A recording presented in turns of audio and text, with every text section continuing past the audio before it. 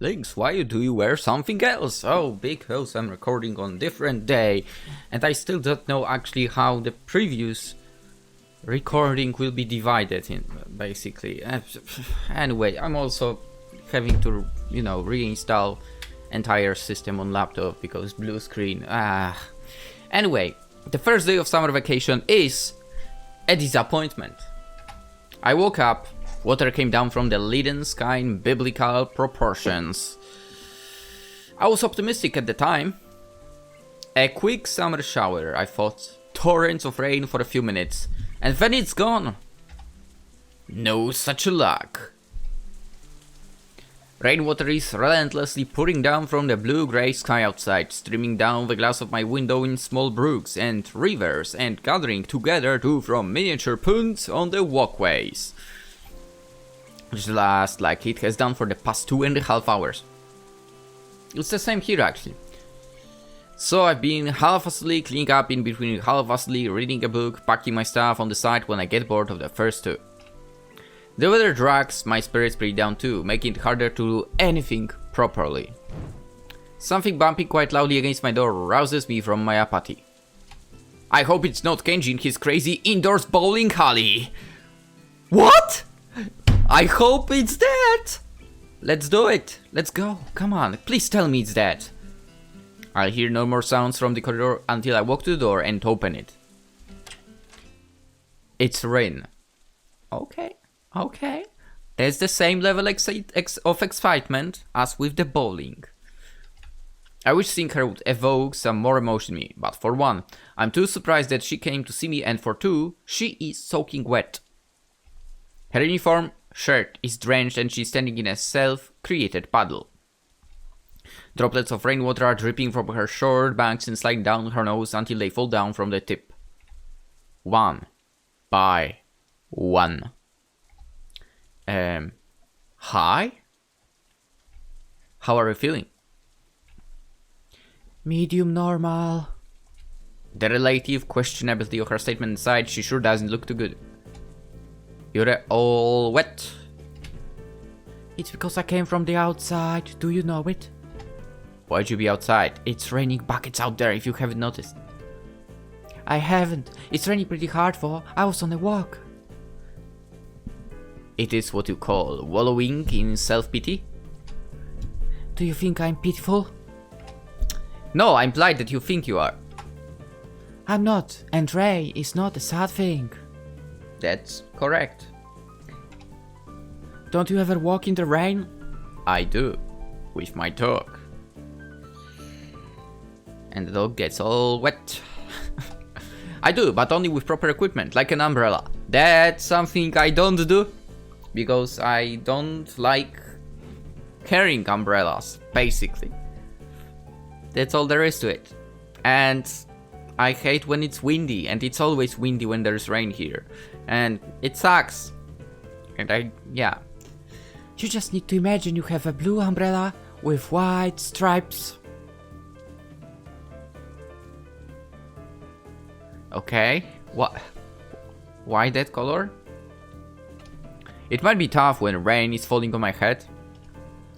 Just imagine harder. Yeah, she definitely is back to normal. Those half-sarcastic, inconstant remarks that really push my buttons even though she doesn't mean it. That vacant space downstairs that always expects more than it gives. It's so very much like her. I may need to come in. I need help with this water and clothes I'm wearing. My brain quickly solves this equation. I stumble with my words. A stark display of contrast against Ryu's easygoing self-invitation. But Emmy. Rin shakes her head vehemently, causing water to sprinkle everywhere. She left. Besides, she would just worry and fuss until she could not worry or fuss anymore, which always takes a troublesome long time. It's in fact longer than I want to hear her fussing, and I thought, you probably are not fussing kind. What if I am? She slams down my desk with a squishy sound. Her soiled clothes are making the desk and everything on it wet, but she doesn't care. Okay, fine, I'll help you out.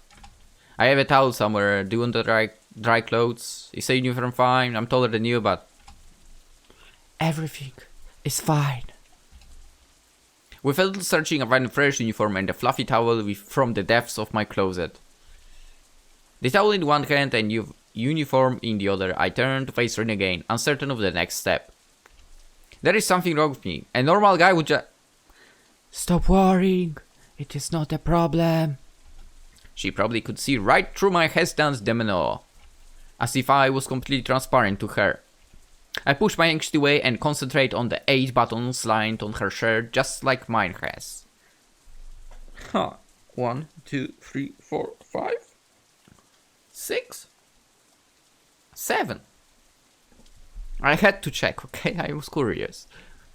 I mean, 8, 9, 10, 11, but whatever. Only the first button is an obstacle, and after getting over, I do the others with slightly less shaking hands. Throwing the soaked shirt aside, I spell a pale upper body shrouded only in her light blue brassiere, which constantly reminds me of her saying it's her favorite color. Also, guys, it's nothing leading to anything, okay, YouTube? Yeah, I try not to think too much about stuff, but it's hard not to look at her body with what I cannot think of as mixed feelings. Also, I don't know, should I point this out? I will point this out anyway. It's the first time we actually see her arms. I don't know what to think of this, so I just watch her. Rin looks brittle. So she's like a shell, a fragile thing just barely holding together. Her ribs, each of them visible under her pale skin, are moving up and down the rhythm of her breaths. Wait, is that so? I actually don't see the ribs. Anyway. Whoop. Rin always struck me as quite thin, but realize now that the manic creative period before the exhibition opening might have caused her to lose weight. Did she eat properly and enough? Definitely not, and probably not. This ugly yet beautiful bare minimum of a human body that belongs to someone I care about is a contradiction of aesthetics in itself, oddly becoming of her. My eyes follow her collarbone, to her shoulder and down her arm until the abrupt end. No, it's less than the bare minimum, I think, with passing pang of sadness and some guilt for thinking like that. I mean, we see the collarbones. Oh, come on, the game! Her arms, degenerated into almost nothing but bone and skin due to lack of use, look very short, and that now the long sleeves of her uniform are not covering them. My lack of any negative reaction makes me think that I've actually grown pretty accustomed to the various physical abnormalities of my schoolmates. I always wondered why Rin keeps her shirt sleeves long, only tying them in a simple knot at where the elbow would be. It seems a bit impractical, but then again, she's not exactly the pinnacle of practicality. Maybe she likes it, maybe it is somehow important to her, maybe there is no deeper meaning to it. I feel like asking, I almost do, but Rin's miserable state requires a higher priority of my attention. She stopped talking after we ran out of spiky greetings. I guess there is no need for chit-chat then. I pick up the towel from the bed and wrap it around her head, rumpling it all over her hair until most of the rainwater is hopefully soaked in the fabric. She peeks from below the towel at me, looking up with impassive eyes. It looks like she wants to say something without saying it. It's that kind of look. But I can't read what she's thinking about from her face, so I just keep on fussing with the towel around her shoulders and hair. Come on, say it! The silence is oppressive, terrifying. Communication between us has suddenly been reduced to the movements of my hands and the towel, and Rin swaying her body to and fro. My jagged breathing and her quiet breaths, trying to find a common rhythm that just is not there. I think I can hear her heartbeats, or maybe they are just mine redoubled. As I brush a rogue strand of hair aside from her ear, Rin suddenly presses her cheek against the back of my hand. Now that you think about it, at one point she said, no touching left or right ear, I don't remember, but there was that, right? Anyway, the contact is electric, a jolt of current surging through me. Whether she seeks comfort, warmth, or just my touch, I wouldn't know, but I can't help touching her back, caressing her soft cheek with my hand. And with closed eyes, she kisses me, on the fingers, counting the joints with her lips. I'm saddened beyond my expressive capability. Here we are, a boy and a girl, both in love or something like that with each other, or maybe not yet. Something is broken. I can feel it in me and Rin. In the way our gazes merely brush against each other, shying away from contact in her close, tiny posture and in my way of touching her like a china doll, afraid of shattering her delicate form. In how we are closer than we have ever been, yet I'm not feeling happy, it's like yesterday. When did tenderness and forlornness become one and the same word? Acts of affection start invoking only longing. Why did we end up like this? No, don't answer that. I'd like to say to myself, but fighting against the omniscience of self-awareness is a lost cause. Still, I am here, and Rin is here. And it feels like she might be able to solve whatever problem she has. I mean, maybe. And if she can, why couldn't I? Why couldn't we? It looks like taking a step. That step is too much, too difficult, too uncertain. So for now, all I can do is dry her up so she won't get a cold again. I pat her head trying to sort out the hair that refuses to be sorted out even when wet. I know the problem. A pair of dark glazed eyes follows my every movement. Pants too. She nods an answer, leans back and spreads her legs with a grotesquely inviting gesture that makes a nasty feeling crawl up and down my spine like a bad premonition. It's not enough to sober me for, as the signs start to make me feel detached from myself. I move automatically without thinking, even though I should talk to her about this, or at least about something.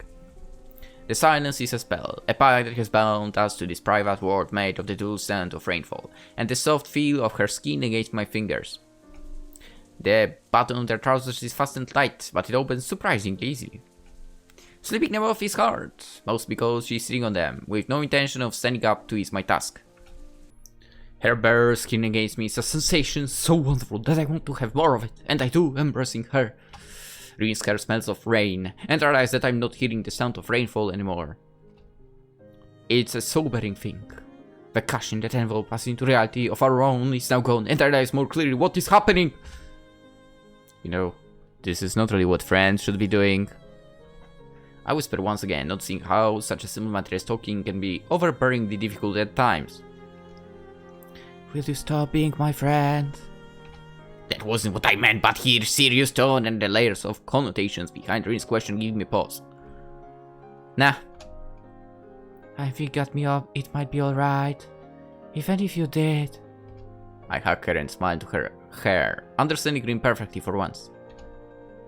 You are wet. The remnants fodder on her skin have drained to my shirt. Somehow even her statements of the obvious make me glad right now. You're right, I am, but that's your fault. I want to see you. Okay. I calmly standing back to open the buttons of my shirt, much more quickly than when I undid Rin's buttons. A sudden sense of haste strikes me, spurring me to rush forward. She will see the scar. Every second touching Rin is second wasted, a chance lost. My belt buckle proves an obstacle, okay? While fumbling it, I don't notice Rin bringing her foot up between us until she starts tracing my chest with her too. I look down to see what she's looking at. My heart. I reflexively flinch back, covering the scar tissue in the middle of my chest. The shallow mark that the surgery following my heart attack left on my body has healed already, but, well, it's not a particularly pretty sight, if not overly repulsive either. It's barely noticeable, but she does have an eye for detail. It is why she said she wanted to see me? Huh. I mean, then again. You are a guy. Scars look good. Anyway, I had sort of forgotten about this because of all this mess with Rin, but now all the unpleasant things connected to my condition surfaced at once, rushing through my mind like a flood. And oh god, all the stories about old guys getting heart attacks when having... Hisao! Do you remember yourself in that one route? Yeah? Hisao. Realizing that I might just have spoiled the mood, I stumbled to explain myself. Let me touch you. Wow, her eyes are sultry, inviting as she sits there, bare naked without an inkling of shame. I never thought Rin could look like that. Yeah, I know this is not how it should go. Even for Rin is right here. Even though there should be no more questions, no obstacles, not this maddening feeling that something is constantly wrong. The same feeling that clutched my heart yesterday makes it its appearance. We are together, in a way that is difficult to define. It eludes description as stubbornly as it evades change. Would a relationship like this be alright? Could we ever change to become closer? Even though we would stay together for all of eternity, we might never find our mutual understanding. And that's alright. But there is no such thing as eternity. What do you mean? Of course there is. This may mean that we'll not be together forever. I mean, hey, at least we will be together in this life, right? That's some crappy game for free. I don't want it. If not our differences, then the flow of time will pull us apart with irresistible force. Which reminds me, I was supposed to answer some email. But I had a lot of stuff to do earlier and I forgot to do that afterwards. Okay, anyway, I will answer after I'm done with Katawa Shoujo. Read is creature of the moment, of whim and of impulse. I'm nothing of the sort. This is a fact that I can understand very clearly. If for no other reason. For this reason I should grasp this moment. Even if it's the only moment we'll ever have, I should not let myself spoil it.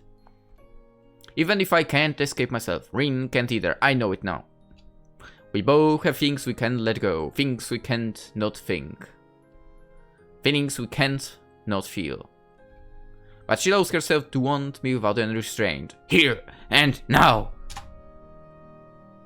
I'm sorry, no. Hisao, you really have to stop worrying. Rin interrupts me before I get further, which is good because I don't know what I could have said. Her voice, void of its usual spaciness, scolds me softly without an edge. You really have to learn to let go. She scans me coldly, almost calculatingly. I wonder what I look like through her eyes. Damn, they are so green it almost hurts. I was so enchanted by her eyes, those mysterious, captivating eyes that always were too restless for their own good. But I was always intimidated by them. Yeah, Rin is intimidating, on more than one level, and especially right now. She's frighteningly lucid, the goosebumps on her skin giving away that she's cold or scared too. Either way, I still myself and step back to Rin, embracing her to feel her in my arms again and to banish my doubts. The sight of her gentle, loving eyes seemed to melt those doubts away like the last snow of winter. Present. Or should I say present? Present is a fleeting and vague concept at best. The moment between the past and the future. That doesn't really mean anything. Thinking too much about things that don't make sense is a waste of time. That's why living through the present is always the best option. That's true. Besides, for us who can foresee the future and who forget the past too easily, present is really the only proof of our existence. Even if existence will go, even if you forget about it for a while. It's good to seize the day at least every once in a while.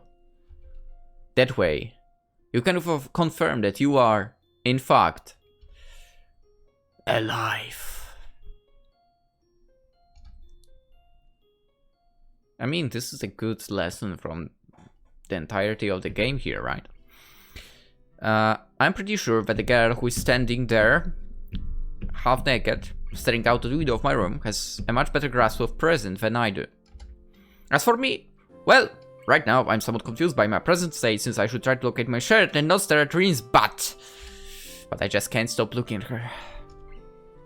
She's so close to the glass that her nose is probably going to leave a mark.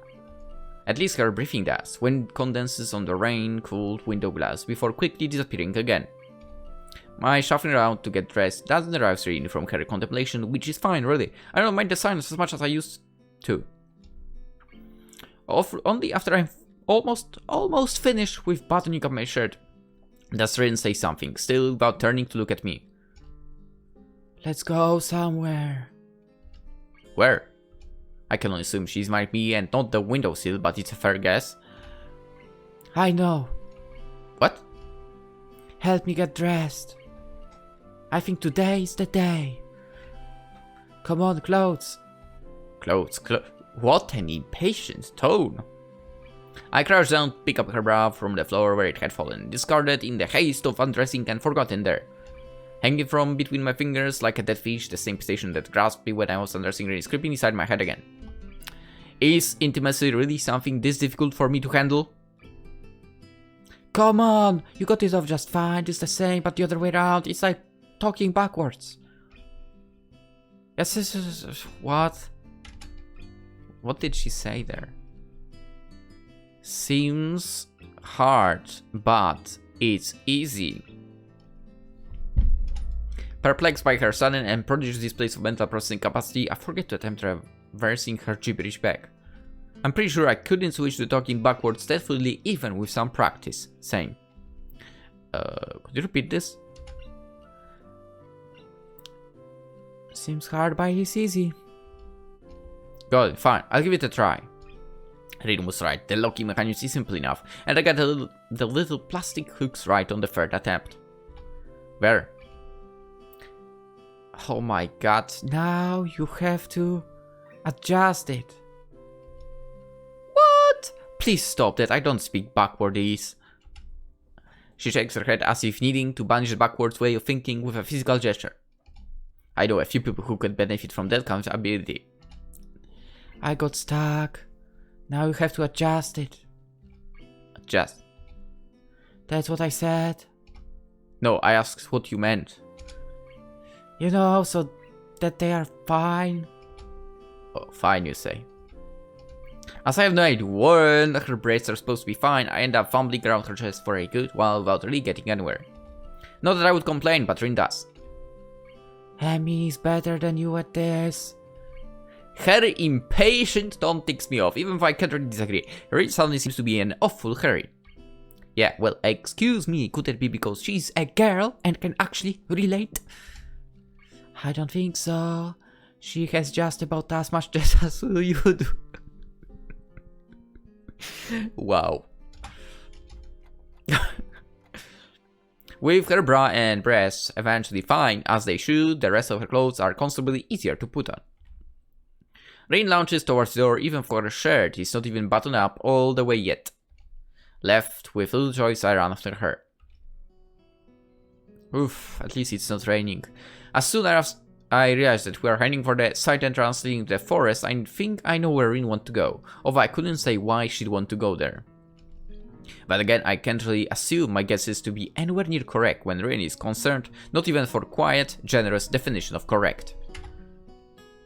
The forest behind the walls smell of rain. The last raindrops are still dripping from the wet undergrowth into the earth despite the rain being gone for a while already.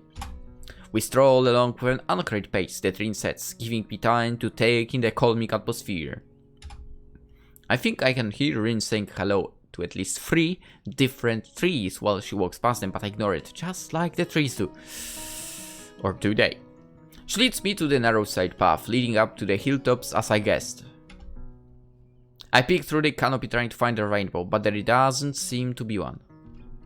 It's a perfect weather for rainbows. The sun is shining low and rain has passed not too long ago. Well, whatever. I lower my eyes from the treetops to see the gaunt back of the girl who is climbing up the hill slowly without losing her balance. A few steps ahead of me on the path, but still within my reach. I don't think I ever could reach a rainbow, but reaching Rin, it seems less impossible than it used to seem.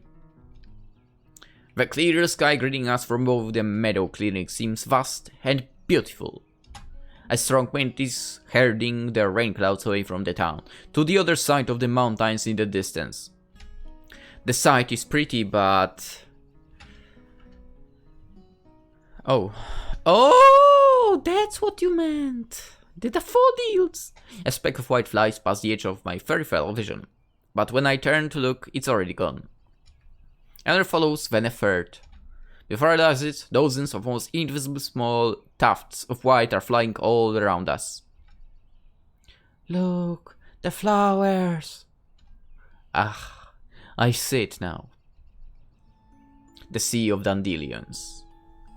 I said daffodils, didn't I? God damn it. Maybe I was actually incorrect. What? I mean, I think I wasn't. Or was I? Yeah, okay. Daffodils was a freaking Narcissus, right? Yeah, Narcissus was a daffodil and this is not. Damn it! My fault. I mean... happens. Anyway, the sea of dandelions that covered the hilltop of our last visit has changed over the days. Where there was bright yellow before, there is now fluffy white. Some of the flowers have already shed their seeds, but many are still waiting for a suitable gust of wind. Today those gusts are not in short demand. Every now and then they shake the grass for ofty, and suddenly the air is thick with dandelion seeds. One by one, the seeds separate from the flower heads and are lifted away. A commonplace event, but one that seems to fascinate Rin for some reason. She's turning her head from side to side, marveling at the change happening all around her as the seeds fly away. I watch them too, following the white tufts floating with the wind towards the horizon, and imagine that I can see them even after they disappear from my sight. Hisao... What's it? Do you love me? I snap to attention to meet her suddenly very serious face that is not looking only at the flowers anymore. What a tough question. At the same time easy, right? It's just like that, out of the blue. Still, her bluntness compels me to answer rapidly. I don't know, maybe I do. Maybe too rapidly. What does that mean? I don't know. Rin sighs, perhaps unhappy with my wishy-washy answer. I would be too. Me neither. I don't think I know much about love. It's fine, isn't it? How should I know? The shrug of her shoulders seems to say, hesitating to give a firmer answer. She stays silent for only a second long, but even that second isn't long enough for me to think ahead. I love you. Those 3 words freeze me in a place like a rabbit staring into the headlights. But I'm not a rabbit and I'm just staring into Rin's eyes that seem far too impassive for what she just let out her mouth. Rin looks pretty serious though, until she sticks out her tongue, frowns a little and confuses me even more than her words did. Why does she look mildly unhappy? Was the confession of her deepest feelings a test to see how I would react, a test to see how she would react? It tastes weird. Tastes? Yeah, so weird. She laughs, maybe nervously or so, I want to think, but stops midway when she notices how strange it sounds. Like, I don't know what. I don't think there is a word for this. Rin keeps on talking as though there was no meaning behind her words. Steady and careless, words dropping from the same tongue that form the more important ones. A word for, Accept. It's like... She can't find the words. Rin just keeps staring at me, stumbling for words as if her brain suddenly ground to a halt. She looks awfully confused, much like how I feel right now as I wait for her to explain. But she doesn't, she just blinks a few times, the flat of her long lashes catching my fancy because she looks like she's petrified otherwise. Until I ask what they were fighting against. It's those weird tears again, not associated with sadness or happiness, not pitiable sobbing nor laughter of joy. Just tears, spontaneously and without a warning, like that one time in her classroom. Just a few of them, not enough to make a fuss about, so Rin does make a move to hide them even after noticing. Rin cries, looking like she has no idea why, and somehow, a great uneasiness grows in my chest when I look into her watery eyes that stare right back at me. It petrifies me too, the shock of the incomprehensibility of this situation. I just don't know what's happening anymore. Rin, what's wrong? Hi. She shakes her head in confusion, struggling to get the words out her mouth. Sorry. I might be a little afraid of you. The words are muttered slowly, with a small voice that is as disbelieving of what it's saying as I am. What? Why? Why? Huh? I know, saying that just made me feel like that. People cry when they're afraid, right? See, I can do it too. She's averting her gaze now, deliberately not looking at me. It bewilders me, at least as much as she was saying, what she's saying. I sometimes, with you, want to run away so badly, but I can't move. It's like my legs turn to lemon panna cotta pudding, and my heart feels like it's going to explode and...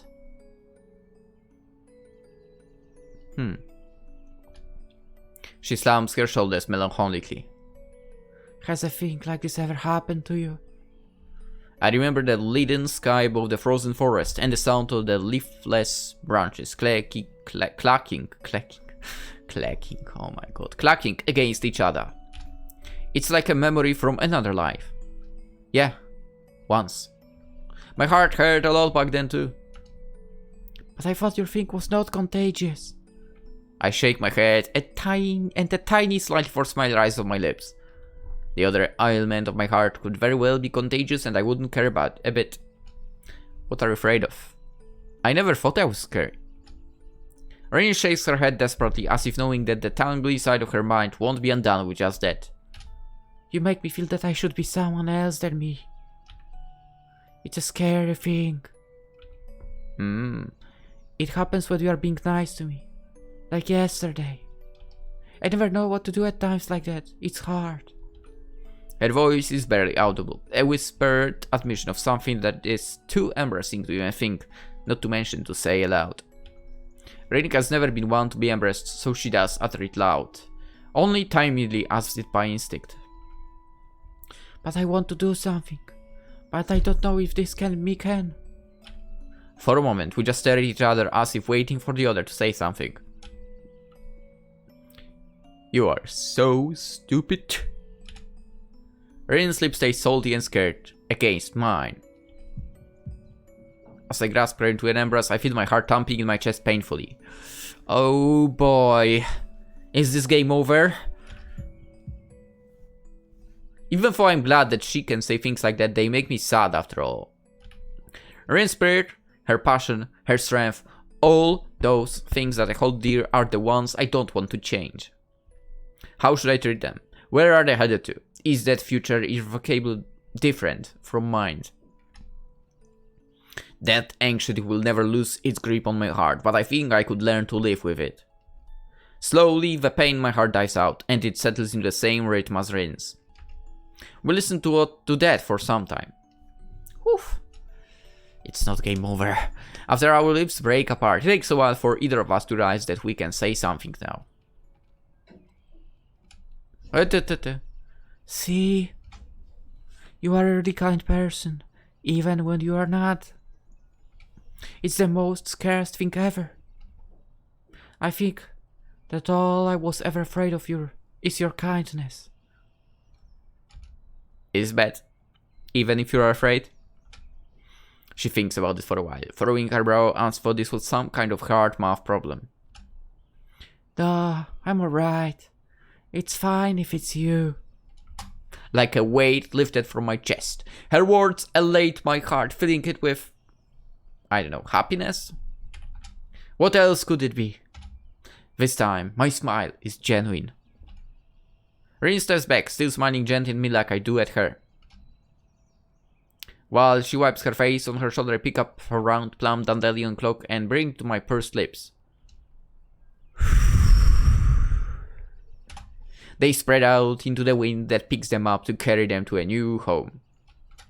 To think only a few short weeks ago, they were so different. This is change. Hey. So the flowers became what they were meant to become, like you said the last time. What about you? Did you become a true artist? Or did you not because you ran away? She paused for a while to ponder my question. And shrugs her shoulders. It almost makes me laugh. The carefreeness of her gesture is a lovely thing, a sign of how Rin can, truly and truly, without any restraints whatsoever, shed the entire weight of the world from her shoulders, should she will so. She is, in every possible and probably a few impossible ways, free. And I think I might love her for that. I don't think it matters. Let's just watch the clouds for today. Okay. She takes 5 steps to climb on a large rock so she can rise as high as possible. Here and stands on tiptoes. When you reach for the clouds, every inch counts. Sure, let's watch the clouds. It's good to do something you really want to do every now and then. Yeah, you're probably right. I glance upwards at the blue sky opening high above us. It's a deep, cerulean vastness that spreads to fill my entire field of vision and beyond. Yet Rin stays on her rock, peering at the distant horizon where the rain clouds are drifting further away from us. I've decided something.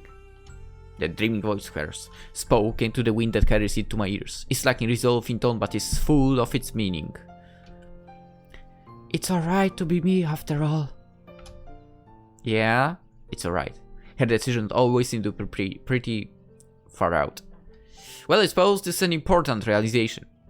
Coming to terms with oneself, accepting yourself, being fine with what you are. A simple resolution of heart that for some people is overburningly hard to do, if not impossible. I do realize well enough that I might also be one of those people. Rin too. Maybe we are not that different after all. Maybe to accept someone, you must first accept yourself. Maybe that is a necessary step which we didn't take until now. Looking at her standing on that rock, I believe that she can find whatever she is looking for. And so can I. The wind catches her hair and clothes, and Rin spreads her short arms into an embrace that is so very, very tiny, but as wide as she can ever do. For a moment it looks like she herself might take flight, and I have to hold myself back to not reach for her shoulder, to not drag her back to me. But this picture is something I can only watch. It is something for me to remember. And screenshot later. Rin's sleeves are flapping freely in the wind, her hair wildly tousled by it, her skin touched by the setting sun. Sorry. By the setting sun. Her sleek form that I've come to adore is quivering in the cool wind that carries the small white specks past her, each a beginning of a new flower.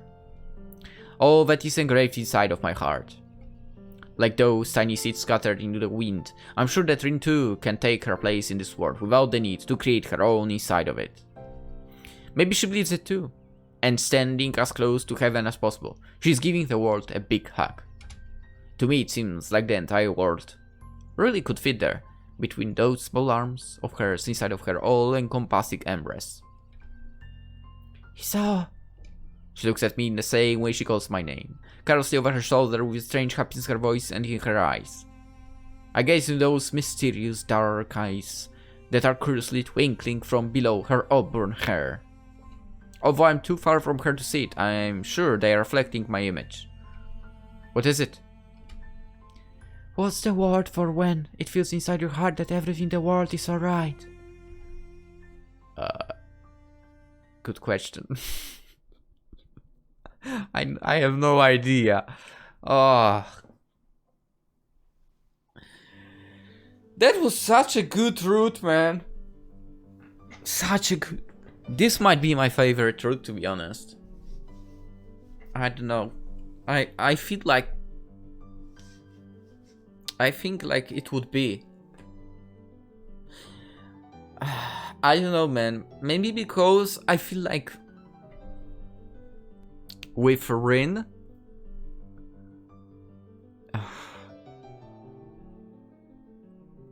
Wow, that picture that went by the way, over there on the screen right now.